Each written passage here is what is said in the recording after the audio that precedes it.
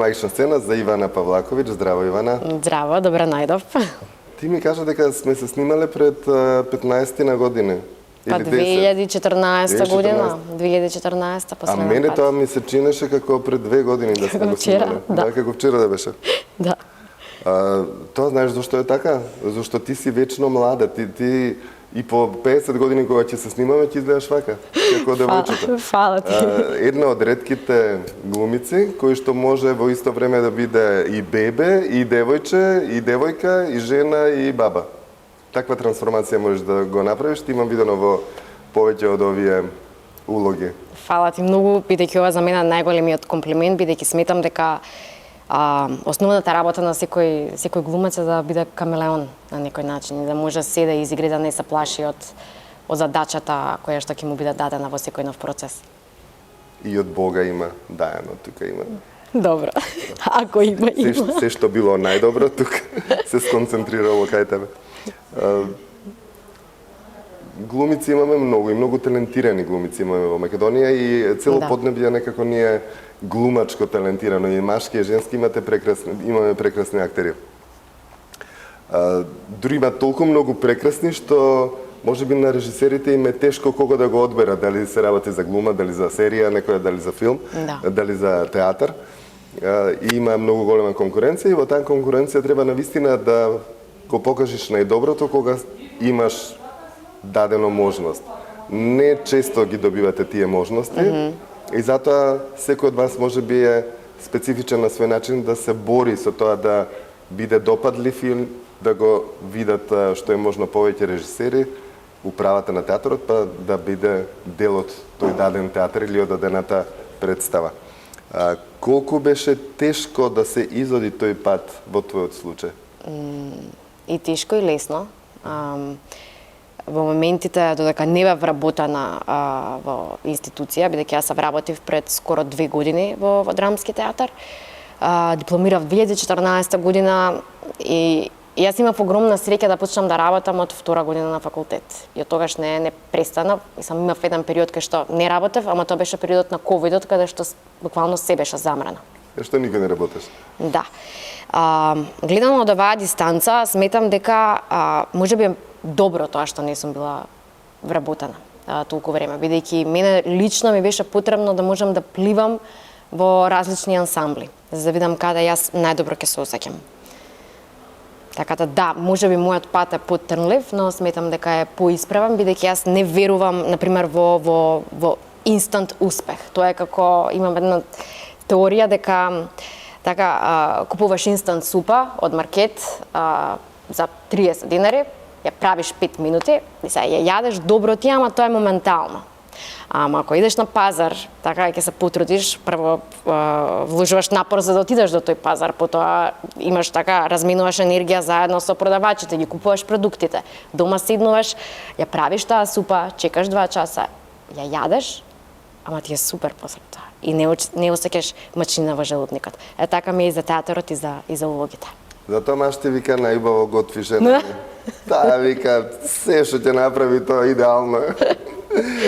Освен кога не е. Освен кога не. Оно што ме потсети дека многу одамна сме се снимале, тоа беше една многу интересна улога.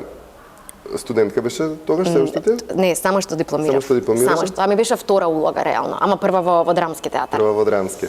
Ждрело се викаше представата? Да, по текст на Жанина Мирчевска во режија на Зоја Бузалковска. Јас бев дел од класата на Зоја Бузалковска, првата класа која што реално Зоја извозе сама. Не влеговме во класата на Кирил Ристовски на Зоја, Кирил Ристовски почина после 1 година за жал и Зоја некако не продолжи. И така некако ми текнува дека дадовме дипломска на 27 март, а процесот со Зоја ми почна во мај, значи месец и пол од после. Улогата кога ја виде? Па многу ми се допадна, бидејќи сметам дека текстот на Жанина беше одличен и некако сама имав 2 улоги таму.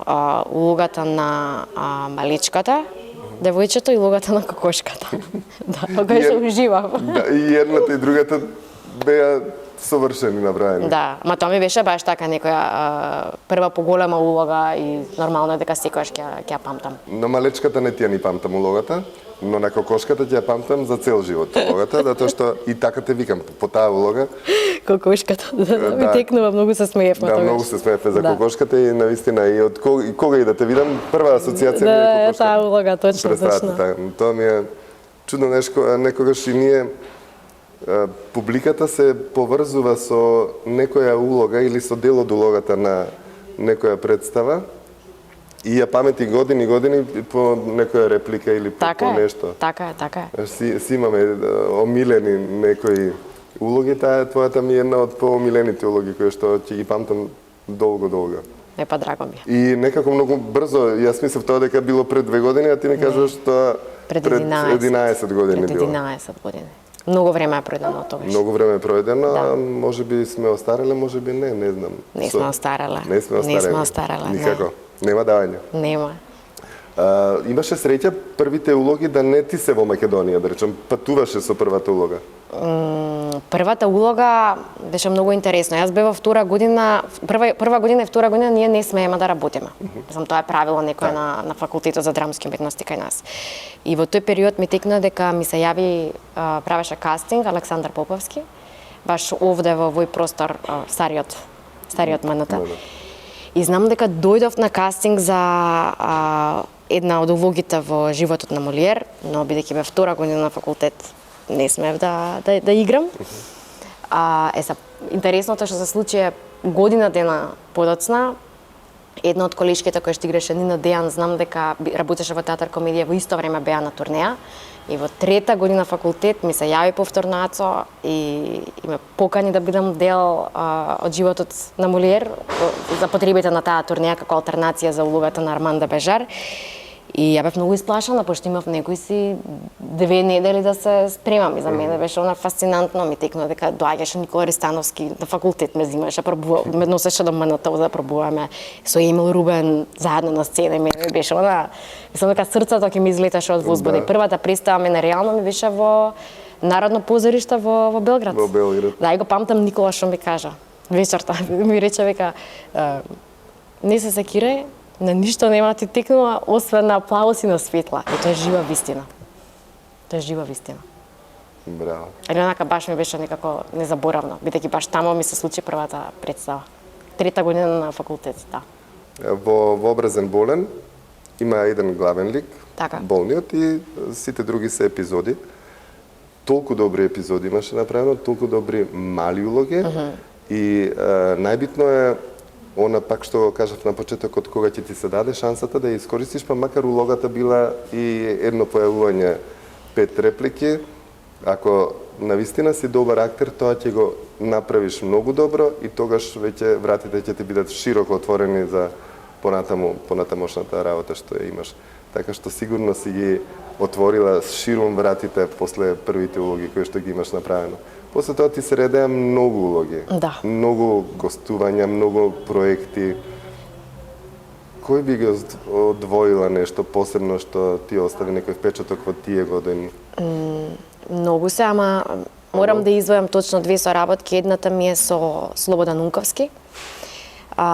Ние како дипломиравме, имавме таа среќа, Унковски направи кастинг за цела академија, за сите невработени дипломирани глумци, знам дека бевме повеќе од 90 сигурно.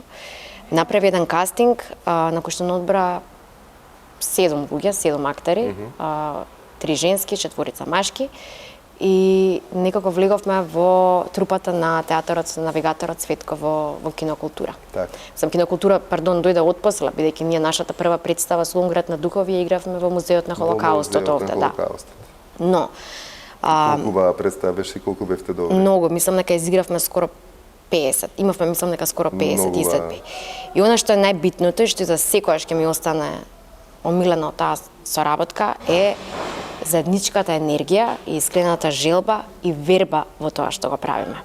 И затоа бескрајно ќе му бидам благодарна на Унковски, со кој што јас лично истарав, имав 3 театарски процеси, бидејќи неговиот начин на работа со глумците е толку ненаметлив, а е појак од се.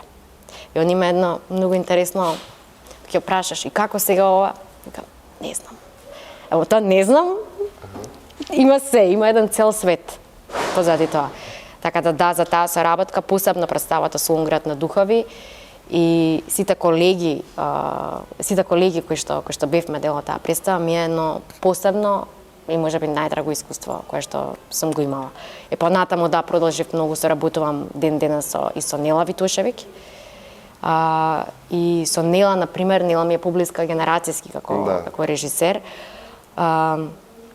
И со неја имам многу редок и драгоцен заеднички јазик кога работам. Со Нела имаш повеќе представи направено. Повеќе представи, да. И во повеќе места беа и во МНТ, имаше и во кинокултура, и во драмски театар, да. И заедно сме јас сум дел од нивниот Вондерленд театар, на незина на Вазил Христов. Нела ми е девојче од моје мало, ја знам уште од малечка, кога стана режисерка баш се израдував и баш навивав да направи убави представи и си го зазеде своето место, да речам. Па и водачка, јас би рекла во моментов, ако јас се прашувам.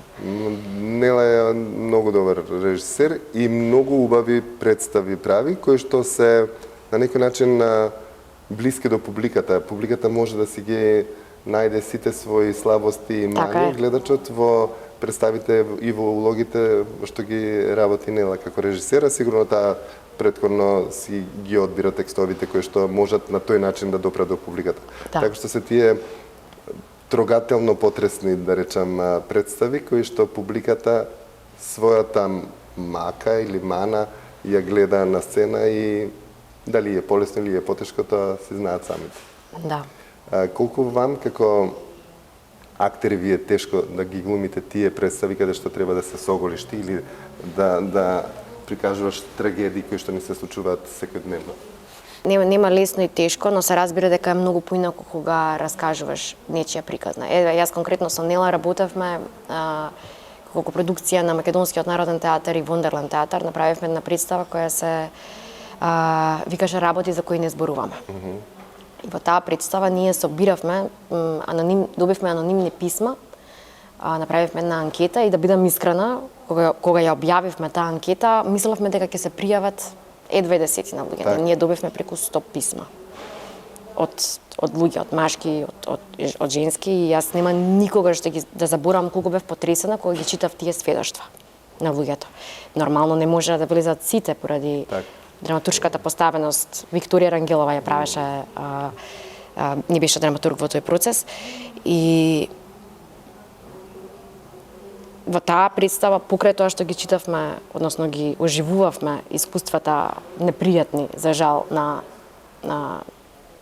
народот кој што ни ги прати тие писма, кажувавме и наши.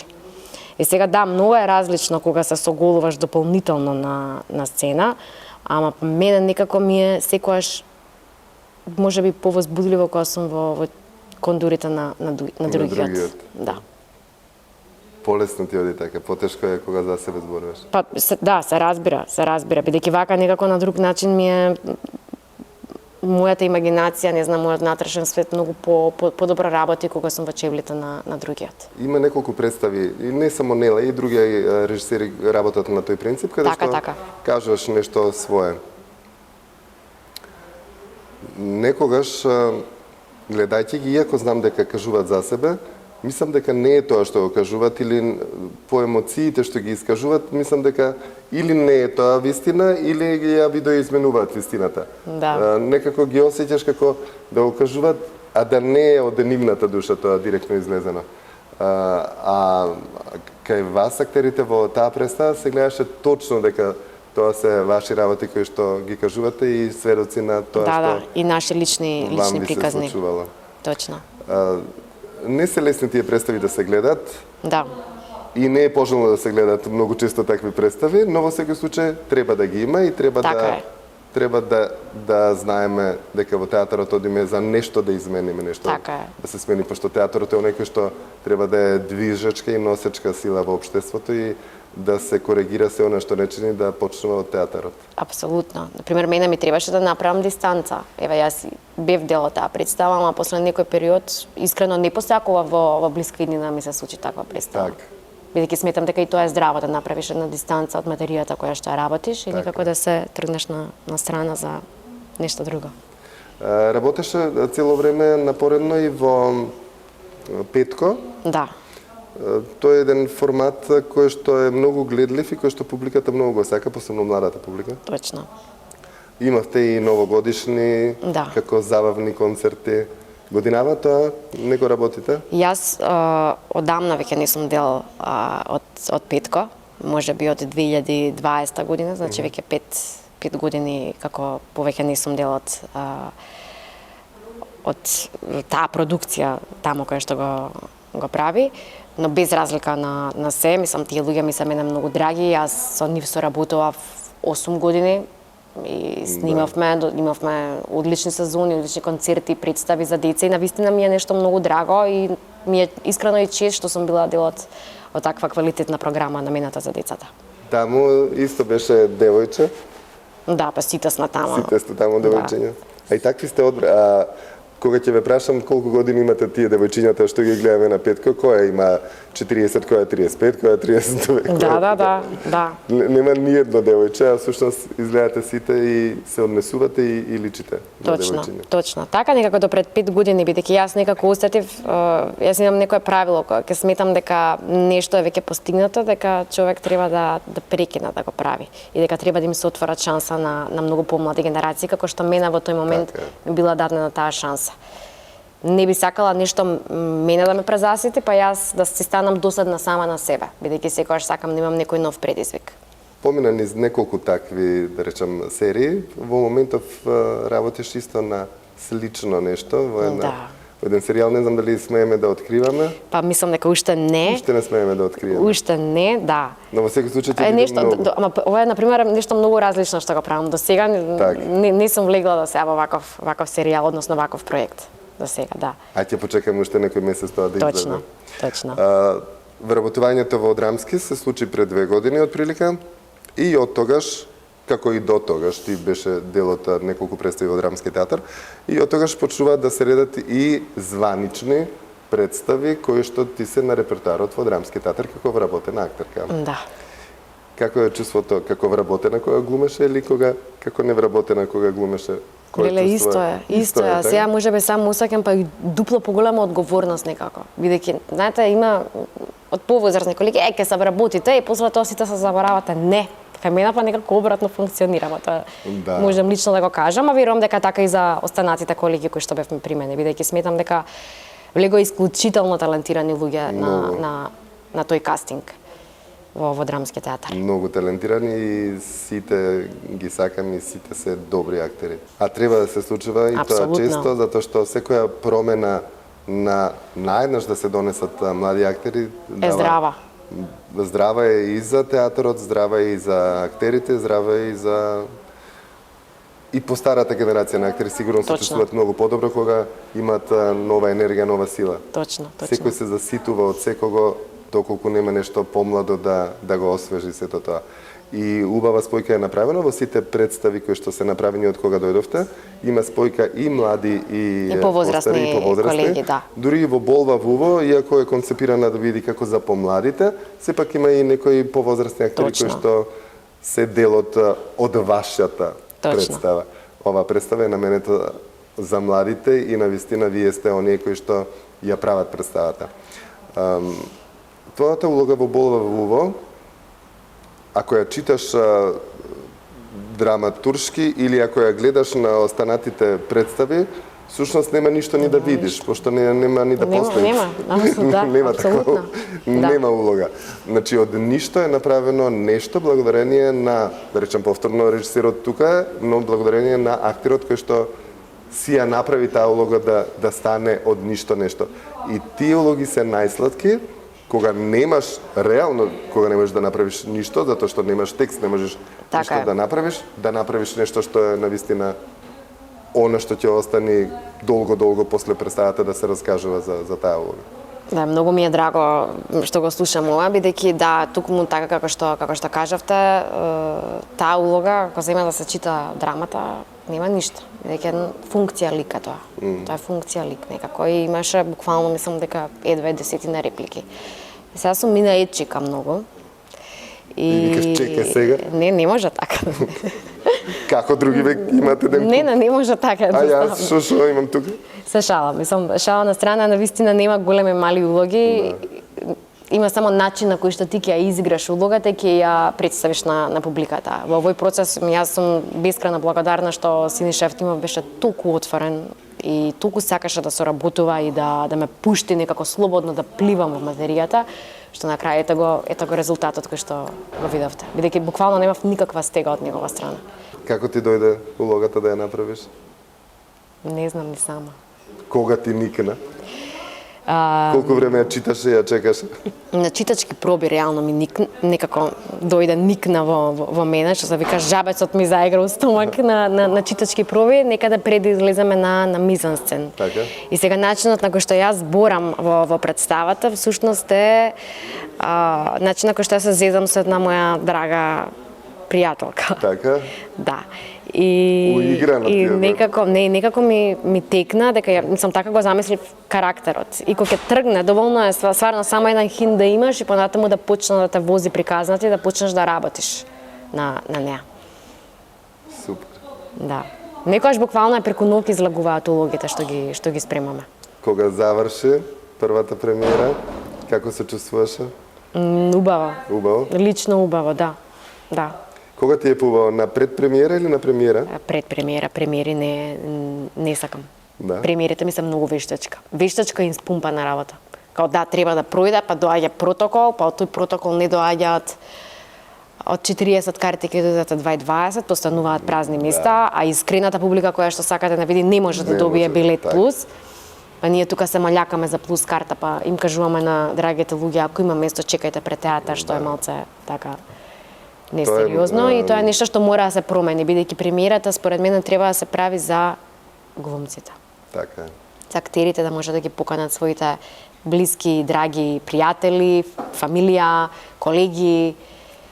Ама тоа сега го правиме на предпремиера и најверојатно поради тоа ми е секогаш предпремиерите ми се многу подраги отколку Тоа е многу чудна работа, знаеш, им даваш карти, бесплатни карти. И не доаѓаат. И тие не доаѓаат заради тоа што се бесплатни, да беа 2000 денари картите од српски актери некои да дојдат или било кој. Вака ќе беа купени. Да, тепачка ќе има за картите, а вака овие наши се. Да. Друг пат ќе ги гледаме. Тие карти, како што викаш ти, можеше сигурно некој да ужива во представата да ја гледа, роднина, пријател, обичен граѓанин, не е битно. Него кога веќе си ги добил картите, потруди се, ако ти не одиш, ако ти си спречен, може се да се случи. Може да се разболи човекот, па реално да не може да оди. Така е. Дај ги комши, роднини, пријатели, а не да останат празни. Нормално да останат празни, така е. Да останат празни. Тоа е најлошо нешто што може на продадени представи да има празни места. Да. Друго е да не е продадена представата, па нека има празни места. Точно, и јас се надам дека тие работи во иднина, во блиска иднина ќе се менуваат. Бар тоа е некако мојата желба. Тоа треба да се смени со години и тоа се влечи, тоа не sme да биде така. Да. Театарот бар кај нас има толку многу публика, толку многу луѓе што сака да го гледат и сакаат различни жанрови да гледат. Да. Ние се снимаме во театар комедија каде што карта повеќе се бара стално за одредени представи и има со години тие представи се играт и со години се бара карта повеќе за тие представи. И тоа е многу здраво што го прави театар комедија, бидејќи не ги сеча представите кои што едноставно треба да имаат долг век. Овде има представи кои што се играат по десетина години. Така. И тоа е сјајно. И на тоа треба да се работи, бидејќи не може квалитетна и добра представа да се трга од репертоар после 2 години. Мене ми е тоа лудо. Имаме колеги, ето ќе го земеме Белград за пример, каде што представи се на репертоар по повеќе од 20 години. И тоа треба да се практикува во сите театри. А не ние квалитетните представи да ги тргаме поради тоа што една изложба не била полна до крај. Представите тие што се добри треба да траат со години, така затоа што различни генерации доаѓаат. Точно. И тие генерации треба да ги гледат. И здраво и да се сменат и колеги, така, да излезе еден колега, да влезе друг колега после одредени години. И тоа е многу нормално. Неодамна бев во Мадрид, во Кралската опера, видов распоред што имаат до Нова година. Значи, секој ден има по 3 представи. Колку сме далеко ние од таму? За жал сме. Имаме предобри музичари, предобри оперски пејачи, Па операта ни е со 2 представи во месецот. Имаме предобри актери кои што, не знам, многу од нив и не глумат, ради XY причини, седат дома, не се занимаваат со тоа што го сакаат и го знаат да го прават, да. Сето е, значи, организацијата ни е слаба. Иначе се останато имаме добро. Треба некој тука маркетингот и организацијата да го среди и тогаш ќе видите супер. Ќе биде и публиката многу задоволна, и вие задоволни, и се ќе биде како што треба. Да. Уште малку ќе треба. Сигурно. Најде се надеваме. Ајде се надеваме. На прагот сме од 2025 во 2026. Кажи ми што си посакуваш за 2026 и кои се плановите кои што ти се сега брзо? Да, посакувам да имам супер соработки во новата година, да имам одлични представи. И во главно желбите ми се некако само за здравје и за среќа на моето семејство и на моите блиски. Кажи ми околу здравјево, кога ќе помини премиерата, си болна? Зашто имам многу, кога ги прашам, вика, двај чекам да помни премиера, да се разбала маце на колку денови. Да, еве, јас сум моментов сум со тешка мигрена. Така? Да, со тешка мигрена, бидејќи некако кога работиш си под невидена пресија, само чекаш да пројде и како проаѓа тоа, најнаш така телото ти се опушта и буквално си една состојба на безсознание кај што не знаеш што да правиш со себе. И ја имам таа навика, со време пекам, кога млере, немам време, вамо да стигнам, ова ќе направам, она ќе направам. И ќе дојде тој одмор, и ја на третиот ден од одмор не знам што со себе. Не знам што со себе. Тоа е нешто што треба да го научам, да го менаџирам и секоја година викам, ајде сега ќе се научам. Не. Џабе истото. Имаш посебно нешто што ќе правиш сега околу божично-новогодишните празници, трпезата, мажот, нешто? Ќе се преселам, реновираме, двај чекам да се преселам. Да. Само тоа го чекам. Тоа го чекаш? Да. Нова година дома ќе славам. Дома? Ќе правиш нешто, руски муски? Сигурно, секоја година правам. Сигурно да правиш така? Ја уживам у тоа. Мислам дека втора работа после глума би било готвење, пошто стварно многу се опуштам кога готвам, сакам да готвам, да. Што најмногу сакаш да готвиш? Па сакам све ново да пробувам. И солено и благо? Да. Јадеш? Молам? Дали јадеш? Јадам. Не делуваш дека јадеш за тоа? Јадам, ама спортувам. Да, спортуваш? Да. Што најмногу спортуваш? Трчам и пилатес, да. Пилатес вежбав некои до 13 години. Потоа некако се префрлив на пливање и сега сум со трчање. И пилатес по дома, така. Па тоа е, правите актери во денешно време треба да прават се. Се и мора, и според мене е многу нормално, бидејќи ти треба да имаш таа кондиција за на сцена. За мене ми е многу гадно, се глумците се тука боеми, па не, за да бидеш добар глумец, според мене треба да си пред се здрав. Така е. И психички, и физички, за да можеш ти да излезеш чист како капка на сцена и да можеш да се расплинеш. Така е. Во секој случај, фала ти многу што ми беше дел од магична сцена. Ти посакувам многу побрзо да се снимаме. Не знам дека толку време поминало. Да, многу време. Ние се дружиме вака приватно, но не знам дека не сме се снимале толку долго. Мислам било многу. Договаравме, ама знам дека излезе нешто тогаш и така од летно. Знаеш кога ќе се снимаме, кога ќе го најавиме тој проектот, кога ќе излези и тогаш ќе имаме убав разговор и за тој проект, пошто е навистина многу интересно. А и ќе дојдат сигурно нови улоги сега за брзо време. Се надевам и јас. Уште за филмот нешто да кажеш зошто да, зошто не? Па пред нешто ново на тоа поле што ми се случило пред 3 години, снимав долгометражен филм во Белград. Сега баш снимав еден краткометражен филм пред непол месец дена во режија на Гоце Трајковски. Јас и Сашко Куцев сме партнери, филмот се вика The White Widow, краткометражен, така да тоа е нешто ново. Има таму, ама тоа за следна година ќе оставиме са крчка нешто на тој план, ама добро, значи во 2026 се снимаме до јуни, од тој први објав. Договорено. Јас би сакала на тебе да ти кажам едно огромно благодарам. Бидејќи си редо како не е единствен кој што на вистина веќе со децени некако на магичен начин на оваа магична сцена успева да не сплоти нас актерите и да ни посвети едно искрено внимание кое што на нас ни е повеќе од потребно. И искрено од срце ти благодарам за се што правиш. Ме подмладувате и многу убава енергија ми давате и јас уживам исто кога зборувам и кога се дружам со вас. Многу ми е драго што е тоа така. Фала ти. Да, фала ти на тебе.